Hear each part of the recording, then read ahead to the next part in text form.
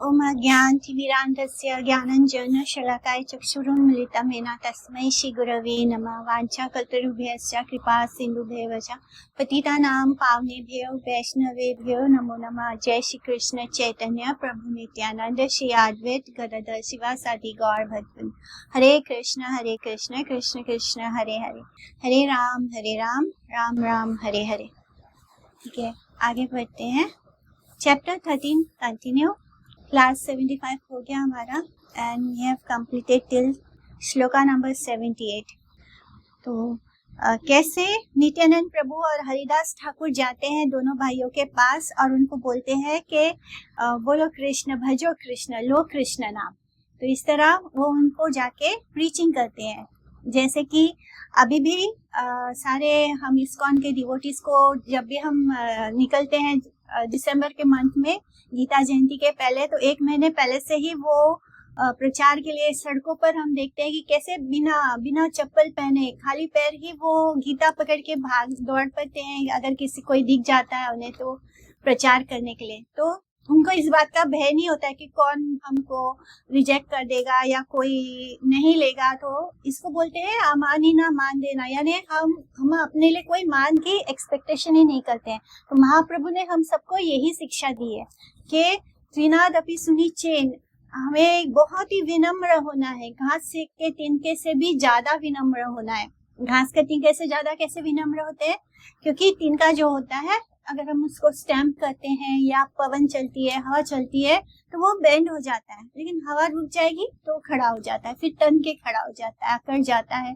ऐसे अगर हम उसको स्टेप करते हैं तो वो बेंड हो जाता है, लेकिन पैर जैसे उठाते हैं फिर अकड़ के खड़ा हो जाता है। इसका मतलब अभी भी उसके अंदर दम्भ है, अहंकार है, लेकिन हमको उसके जैसा भी नहीं होना है, उस तिनके से भी ज्यादा विनम्र होना है। इसलिए कहते हैं कि त्रिनाद अपि सुनिचेन। तो इसी तरह ये भक्त जो है, गौड़िया मठ के भक्त, इस्कॉन के भक्त जो है, ये जो प्रचार करते हैं, इनके ऊपर कभी कभी आक्रमण भी होता है। ऐसे बहुत सारे नास्तिक एथिस्ट लोग होते हैं जो उनपे आक्रमण तक कर देते हैं। तो उसी के बारे में कल हम पढ़ रहे थे। सज्जन गण इन दोनों पापियों से दूर दूर ही रहते थे। उनको डर था कि असाधु गण के द्वारा वे आक्रांत होकर वे नित्यानंद और हरिदास को कह रहे थे, आप लोगों का साहस अत्यधिक है, इसलिए उस साहस के बल पर आप दोनों पापियों के निकट जा रहे हैं। तो बाकी सारे लोग जो थे, वो सब नाडिया में जितने लोग थे, वो सब उन दोनों से दूर दूर रहते थे, उनके आसपास भी नहीं पटकते थे। फिर भी उन्होंने उनको मना भी किया कि आप दोनों मत जाइए। और फिर भी वो दोनों जाना चाह रहे थे, तब वो कहते हैं कि आप दोनों में बड़ा ही साहस है।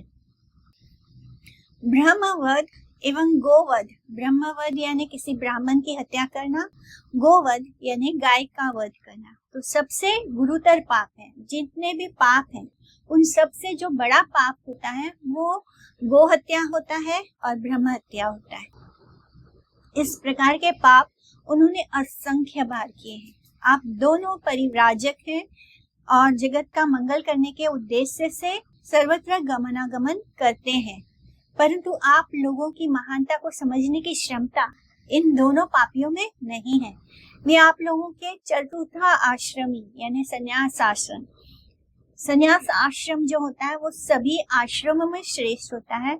ब्राह्मण वर्ण जो होता है वो सभी वर्णों में श्रेष्ठ होता है। तो इसी तरह ये दोनों सन्यासी के वेश में थे और प्रचार कर रहे थे। तो वही सारे सज्जन लोग क्या कहते हैं कि आप दोनों चतुर्थ फोर्थ आश्रम में हैं, लेकिन ये जो दोनों भाई हैं ये इतने पापी हैं कि इन्होंने सिर्फ एक बार नहीं, बहुत बार बहुत ब्राह्मणों की हत्या की है और बहुत सारे गौओं की हत्या की है। ये आपकी बात को समझने की स्थिति में नहीं है। आप कितना भी समझाओगे ये लोग नहीं समझेंगे आपकी बात को। ये दोनों बड़े ही पापी लोग हैं और ये आपके सन्यासी होने का सम्मान भी नहीं करेंगे। अभी तो नहीं होता है वैसे, लेकिन पहले कैसे था कि गांव वगैरह होता था और अगर किसी ने सन्यास आश्रम धारण कर लिया, अगर किसी ने सन्यास ले लिया है, तो उसकी वो जो वेशभूषा है उसको देखकर ही लोग सीधा दंडवत प्रणाम करते थे। जहाँ से भी सन्यासी गुजरते थे, वहां पर जितने भी गृहस्थ वगैरह थे, वो सब लोग क्या करते थे, उनको सम्मान देने के लिए सीधा उनके सामने दंडवत प्रणाम करते थे। लेकिन यहाँ पर क्या है कि ये दोनों भाई इतने बड़े पापी हैं कि ये आपके चतुर्थ आश्रम, आपका जो 4th आश्रम है, सन्यासी आश्रम है, इसको भी सम्मान नहीं करेंगे और ब्रह्मनिष्ठ जानने के बदले में आप पर आक्रमण कर बैठेंगे। तो यानी इनसे ये आपके ऊपर भी आक्रमण करेंगे। श्री नित्यानंद और हरिदास श्री महाप्रभु के आदेश अनुसार शिक्षा अष्टक के प्रथम श्लोक में उक्त 7 प्रकार के मंगलमूर्त कृष्ण नामों का उच्चारण करते करते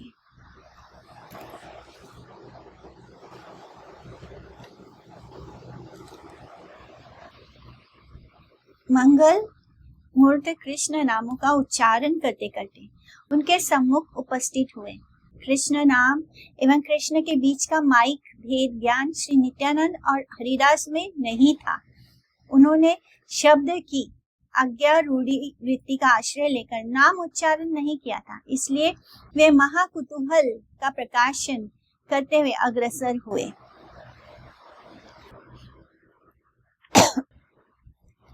स्वयं रूप कृष्ण पार्षद आकृष्ट गण सहित जो नित्य लीला को ब्रज भूमि में प्रकट करते हैं, वे जीवों का मंद भाग्य दूर करने के लिए ही ऐसा करते हैं। इसलिए कृष्ण भजन के अतिरिक्त अन्य कोई सेवा करना आचारहीनता मात्र है। अतएव संबंध ज्ञान से अपने आप को आकृष्ट जानकर तुम सभी अपने आत्मा की नृत्य वृत्ति को उन्मेषित कर लो। जीवों को स्वरूप उपलब्धि हो जाने पर उनकी प्रापंचिक सेवा विमुखिनी आचारहीनता और शेष नहीं रह सकती है। यानी जो कृष्ण स्वयं रूप कृष्ण पार्षद जितने भगवान जो हैं, वो उन्होंने कैसे अवतार लिया है, अपने ही भक्त के रूप में। चैतन्य महाप्रभु जो है वो कृष्ण भक्त के रूप में, कृष्ण ने कृष्ण भक्त के रूप में राधा रानी के भाव में अवतार लिया है। तो इस तरह वो प्रकट होते हैं और इससे क्या प्रकट होकर भगवान क्या करते हैं, जीवों का उद्धार करते हैं। जीवों का जो मंद भाग्य है उसको दूर करने के लिए ही वो आते हैं। इसलिए कृष्ण भजन के अतिरिक्त अन्य कोई सेवा करना क्या होता है, आचारहीनता मात्र है, केवल फॉर्मेलिटी होता है। हमें सबसे इस कलयुग में जो वर्क करता है वो क्या है, कृष्ण भजन ही वर्क करता है। कृष्ण नाम का चैंटिंग करना, कृष्ण भजन करना, यही सबसे श्रेष्ठ माना गया है। कृष्ण कथा करना, इसके अलावा बाकी सब हम जो अर्च विग्रह सेवा करते हैं, ये सब क्या होता है, ये आचार व्यवहार है। ये हमारे भजन को पुष्ट करने के लिए होता है। मेन जो चीज होता है वो कृष्ण भजन होता है। तो कृष्ण भजन हो जाए इजीली, इसके लिए हम अर्च विग्रह सेवा करते हैं। भगवान के सेवा करने से क्या होता है, भगवान के मंदिर जाना, भगवान की सेवा करना, ये सब का मूल उद्देश्य क्या है। जो हम कथा सुनते हैं, ये सब का मूल उद्देश्य क्या है कि हम भगवान के साथ हमारा संबंध जुड़ जाए। जब संबंध जुड़ेगा तभी तो भजन की तरह होगा। अदरवाइज हम लोग नाम रटना करते हैं। हम भजन कब करेंगे, जब हम भगवान को दिल से हृदय से उनको याद करेंगे, तो वही भजन होता है हमारा। इसलिए इस भजन को पुष्ट करने के लिए ही हम बाकी सब अंगों को फॉलो करते हैं भक्ति के, जिससे कि हमारा जो कृष्ण नाम है वो शुद्ध हो जाए। कृष्ण नाम शुद्ध कब होगा, जब हम भगवान के भाव में जाएंगे, उनके प्रेम के भाव में जाएंगे। ये बहुत ऊंचा स्तर है, इसमें पता नहीं हमें कितने जन्म लग जाए भगवान के प्रेम को पाने में, क्योंकि अभी हम लोग बहुत नीचे हैं। हम लोग आपका अभी तक शुरू ही नहीं हुआ है कुछ। इस तरह भगवान के प्रति आसक्ति होना चाहिए। आसक्ति होगा तभी तो हमको उसके नाम में आनंद आना शुरू हो जाएगा। इस तरह अपनी आत्मा की नित्य वृत्ति को, हमारा नित्य वृत्ति क्या है कि हम भगवान के दास हैं। जीवों को स्वरूप उपलब्धि हो जाने पर जब हमें ये एहसास हो जाता है कि हम भगवान के नित्य दास हैं और हम ये शरीर नहीं है, हम आत्मा है, तो जो हमारा इस संसार के प्रति देखने का नजरिया है वो चेंज हो जाता है जो हम सेवा विमुख थे, भगवान की सेवा की ओर अग्रसर हो जाते हैं और इस संसार की चीजों से हमारा मन अपने आप ही हटने लगता है। जब हमें पता चलता है कि हम इस देश के, इस शहर के, इस घर के, इस नहीं है, हम किसके हैं, हम कृष्ण के हैं, हम एक्चुअली में कृष्ण के हैं।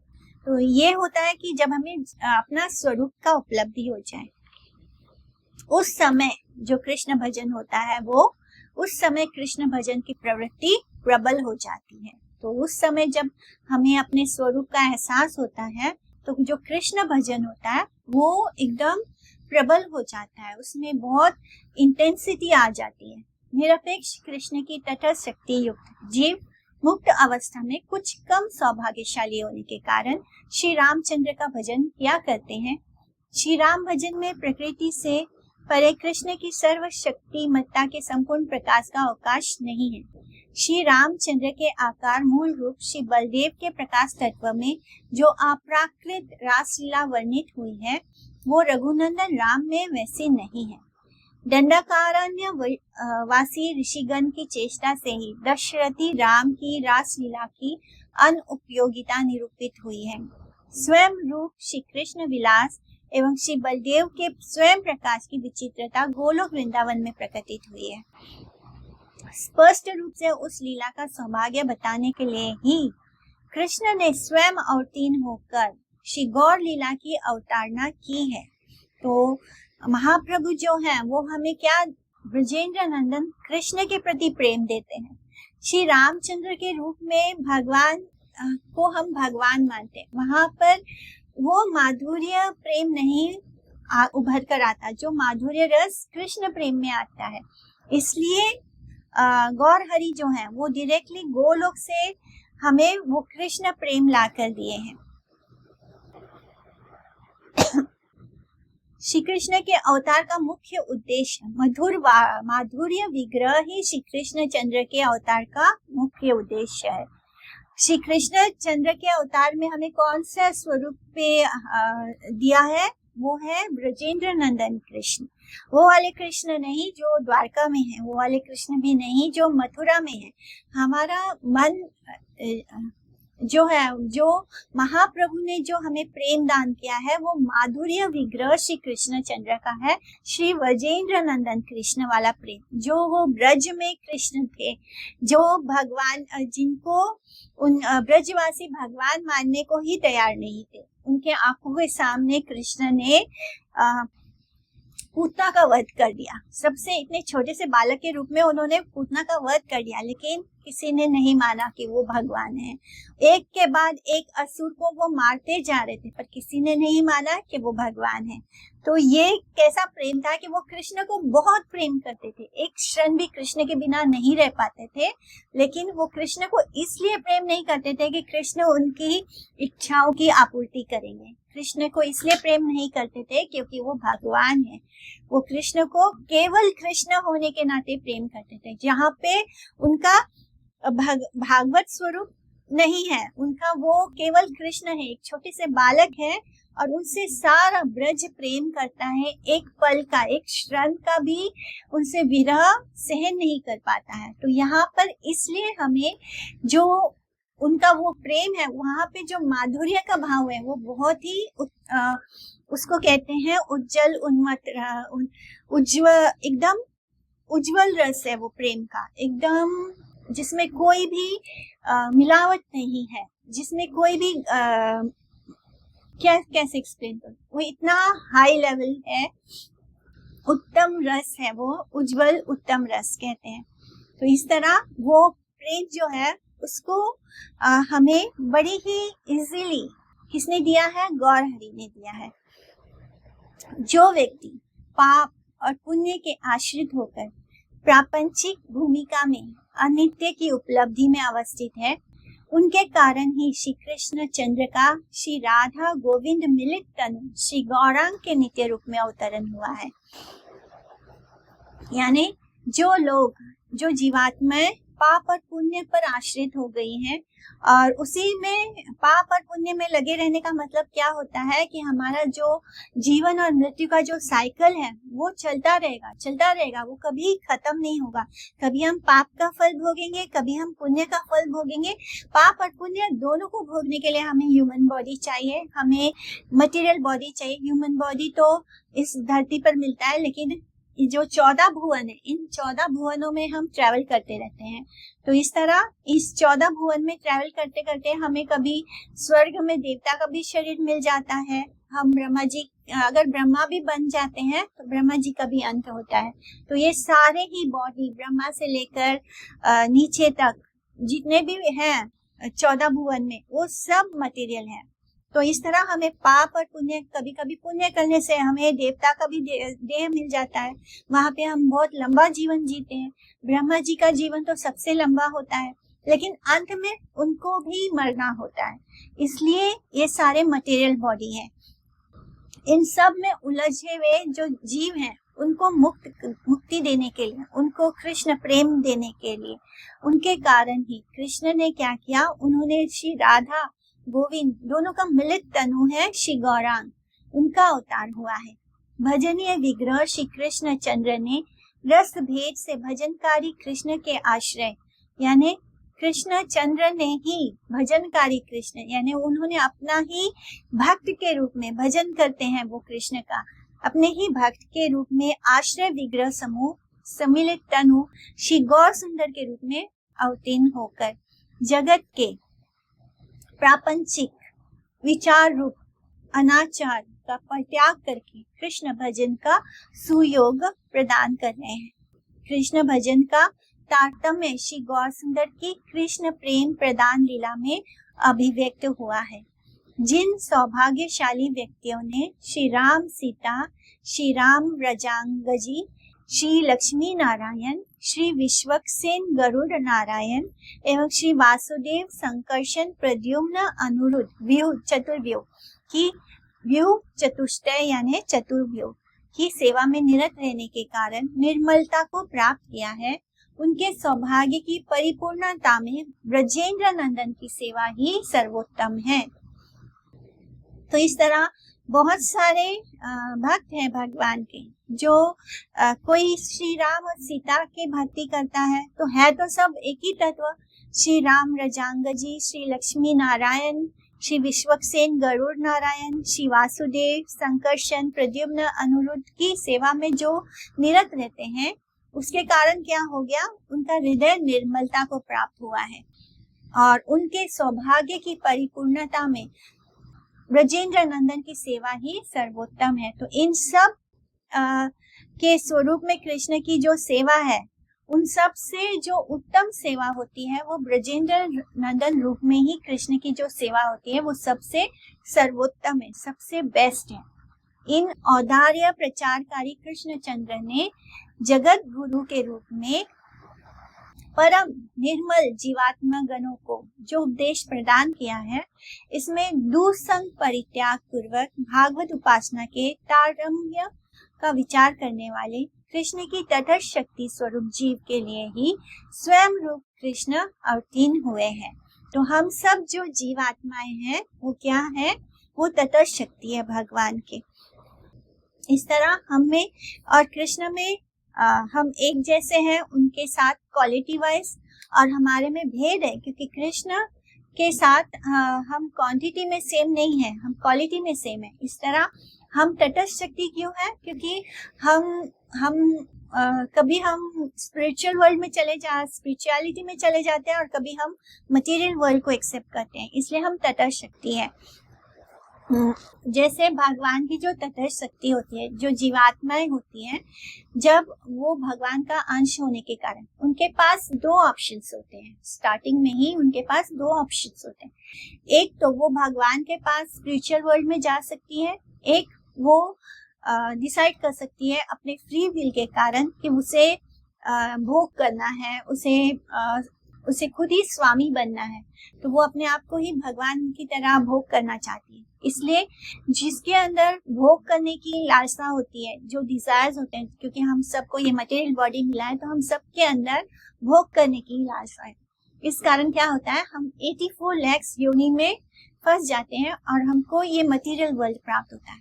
अगर हमको स्टार्टिंग में ही ये पता हो कि हम भगवान के नित्य दास हैं, और तो हमें हमारा यही स्वरूप है और हमको भगवान की सेवा ही करनी है, लेकिन हम उनकी सेवा को अस्वीकार करके अगर हम ये सोचते हैं कि नहीं, हमको भोग करना है, इसलिए हम लोग को इस मटेरियल वर्ल्ड में भेजा गया है, क्योंकि अभी हमारा मन साफ नहीं है।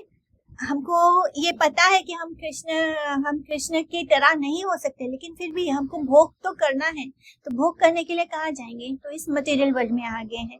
इस वर्ल्ड में हम हर बार हमारे अंदर इच्छाएं आती है भोग करने की, एंड उसके अकॉर्डिंग, हमारे डिजायर्स के अकॉर्डिंग, हमारे कर्मों के अकॉर्डिंग हमें एक एक शरीर प्राप्त होता जाता है।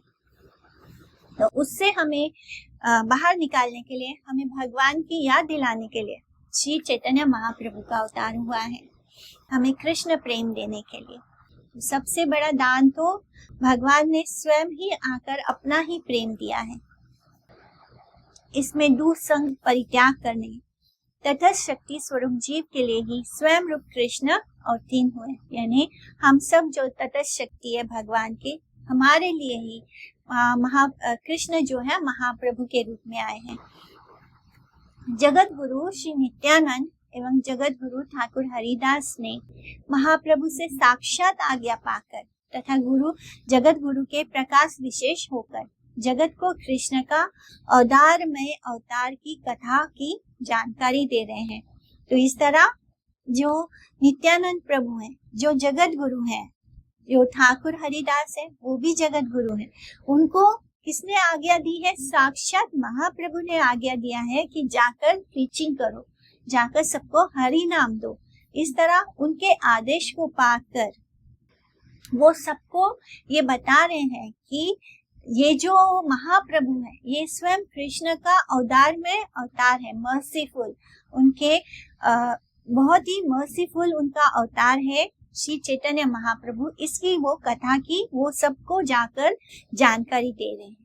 अवतार में कृष्ण ने महाउपदेशक के रूप में सभी दुसंग परित्याग पूर्वक सर्वोत्तम विचित्र विलास संपन्न पंच रस अभिषेक स्वयं रूप वस्तु की उपासना की शिक्षा दे रहे हैं। यानी सारी बुराइयों का, सारे गलत चीजों का, दुसंग का परित्याग करके भगवान की भक्ति में भगवान की उपासना करना, उनकी भक्ति करने की वो शिक्षा दे रहे हैं। तुम सब दुसंग परित्याग करके उन सच्चिद आनंद स्वरूप का संग प्राप्त करो एवं अपने आप को उनकी पंच रसमयी सेवा का अन्यतम उपकरण जानकर। पंच रसमयी सेवा क्या होती है? भगवान की जो हम 5 रसों में सेवा करते हैं, शांत रस में, दास रस में, साख्य रस में, और उनके माता पिता बन के, और फिर माधुर्य रस में। तो इन जो 5 रसों में भगवान की सेवा होती है, जैसा जिसका भाव होता है वो उस रस में भगवान की सेवा करता है। तो इस तरह भगवान चाहते हैं नित्यानंद प्रभु के द्वारा, श्री हरिदास ठाकुर के द्वारा वो सबको ये बता रहे हैं कि आप अपना अपना दुसंग परित्याग कर दो। जो तुम गलत लोगों का संग कर रहे हो, गलत वासनाओं में हो, उन सब का त्याग करके भगवान का संग करो, उनका भजन करो, और पंच रस में सेवा के द्वारा भगवान का सेवा का अन्यतम उपकरण जानकर सर्वकाल उनका भजन करो, सब समय उनका भजन करो। काम की पूर्णता दाम्पत्य में अवस्थित है, उससे कम वात्सल्य में, उससे कम साख्य में, उससे कम दास्य में एवं उससे कम शांत रस में अवस्थित है। इस तरह इसके विपरीत परित्याग करने योग्य प्रापंचिक विपरीत अनुभूति अनाचार में गिनी जाती है। कृष्ण के प्रकाश विग्रह के विलास समूह कृष्ण से अभिन्न होने पर भी 12 रस में मूर्ति कृष्ण ही स्वयं रूप, स्वयं गुण, स्वयं परिकर वैशिष्ट एवं स्वयं लीलामय है।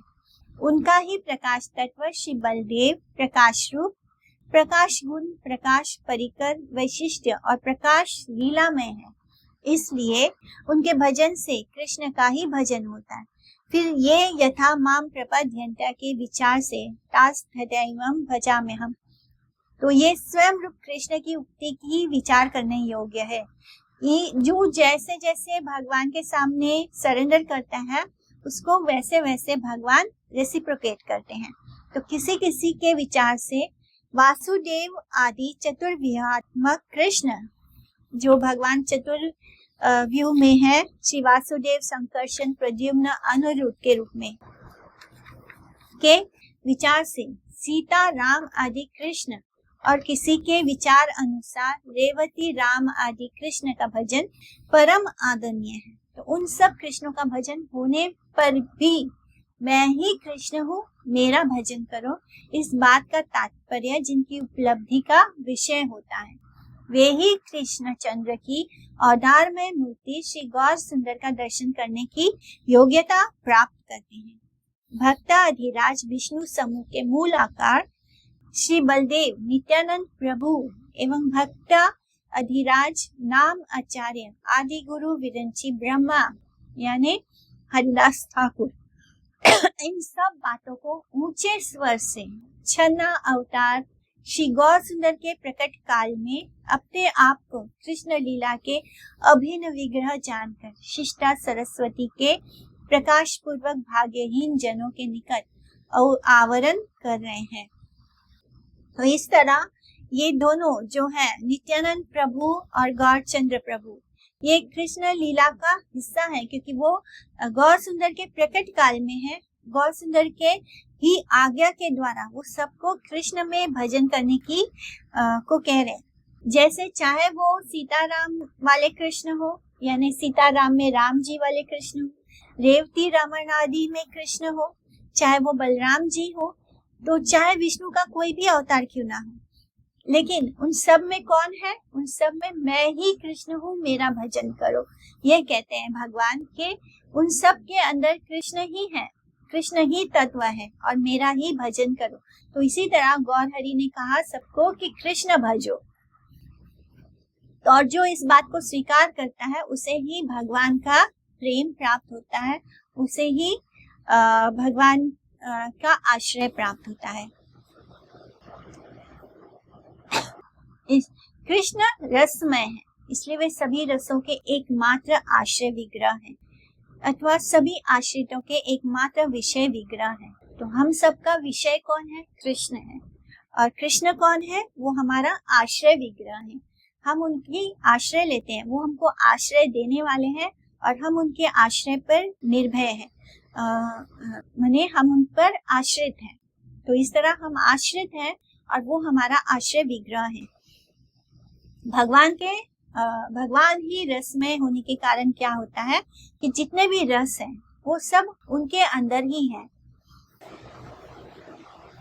कृष्ण स्वयं रूप वस्तु है, परमात्मा का रूप रहित आंशिक प्रकाश मात्र नहीं है, रूप रहित बृहद बोधक पदार्थ मात्र नहीं है, यानी कि उनका एक स्वरूप है। वो ऐसा नहीं है कि वो उनका कोई रूप नहीं है, रूप रहित नहीं है वो, और वे ब्रह्मा परमात्मा आदि सर्व कारण के कारण है। यानी जो ब्रह्म ज्योति है, भगवान का जो ज्योति निकलता है उनके पैरों के नखूनों से, तो वो जो ज्योति है, वो जो ब्रह्म परमात्मा है आदि सबके कारण कौन है? कृष्ण स्वयं है, यानी सर्व कारण कारणम। स्वयं रूप कृष्ण की पूर्णमता ही बलदेव है। तो जो बलदेव है वो कौन है? वो कृष्ण का ही प्रकाश है।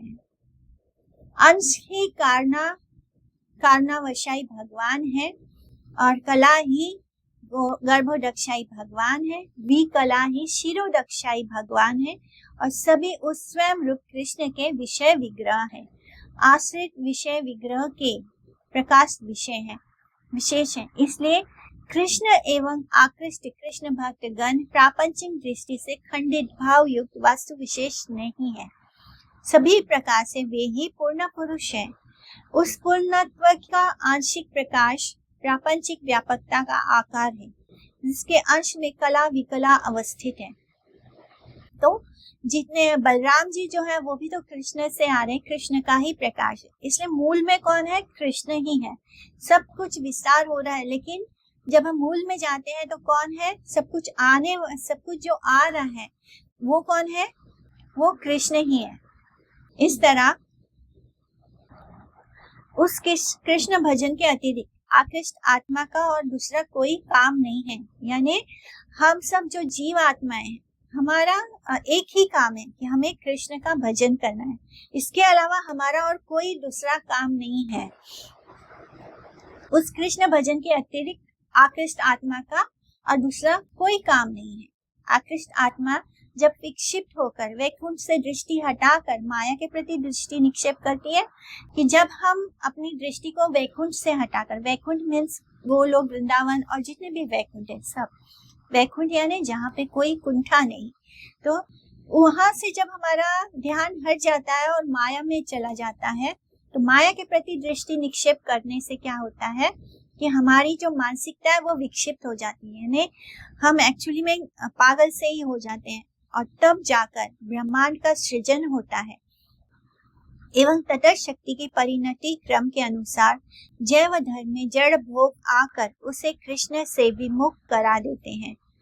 और इसलिए ब्रह्मांड का सृजन होता है, ताकि ये जो जीवात्मा है जिनका ध्यान भगवान से हटकर माया की तरफ है, उनको क्या होता है? उनको जड़ भोग में अपने अपने इच्छा और डिजायर्स के अनुसार उनको वो बॉडी प्राप्त होते हैं। कृष्ण विमुक्ता से ही जो बद्ध जीव में ब्रह्म परमात्मा इत्यादि आंशिक धारणाएं आकर जीव को उन्मत्त बनाकर ब्रह्म परमात्मा के आंशिक विचार से जड़ भाव में अपना आवरण बना लेते हैं। कृष्ण ही सभी रसों के एकमात्र आश्रय है एवं मूल प्रकाश विग्रह बलदेव में भी सर्व आश्रय तत्व विद्यमान है, क्योंकि वो ही कृष्ण का प्रकाश होने के कारण क्या होता है? भगवान बलदेव जो है वो कृष्ण का ही प्रकाश विग्रह है। कृष्ण के ही प्रकाश विग्रह के रूप में बलदेव जी हैं, और बलदेव जी से ही सारे विष्णु आते हैं। तो हम समझ सकते हैं जब विष्णु ही बलदेव जी से आ रहे हैं, बलराम भैया से ही आ रहे हैं, तो वो भी क्या है? सर्व आश्रय तत्व है।